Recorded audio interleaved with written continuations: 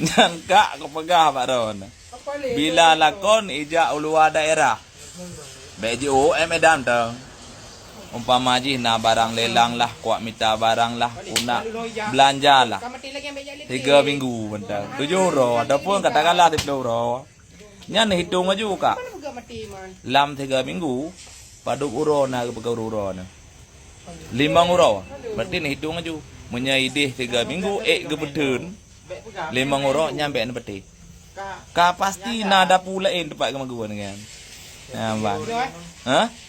Waten telepon ni ron alasan apa ni buklam kan le terus Medan hoyong ko bra hoyong ko mati HP groy nan tengok ko juinan ju pane ko FB ba tempat-tempat biasa kan akhirnya udah belanja kan ya mbak nyan kak bener betul ko hello ka ne video call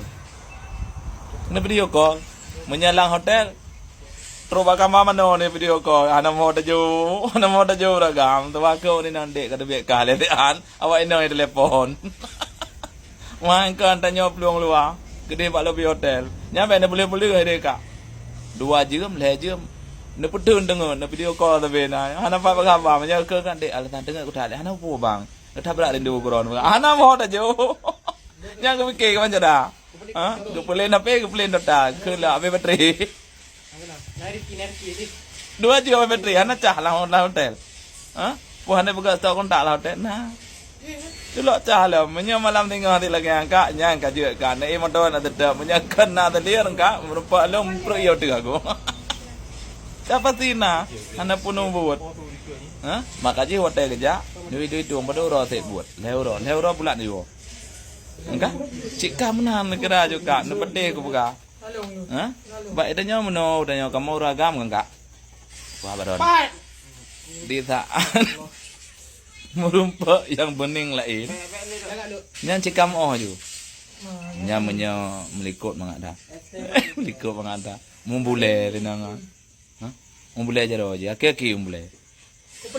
Bak ke gegak. Padahal di Permoro tu babak putat mumbule. Ana berkata babak kan trip. Ani nak berkata paman. Yang fikir ke bak mumbule kau.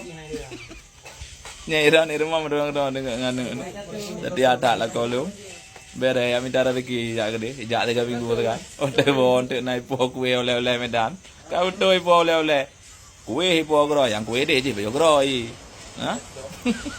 Pakai yang mati. Okey ke gro 2 bapak lah kan. Yang ide 5 bapak pa jual tapi kan. An bati. Netehnya lagi lem pegah.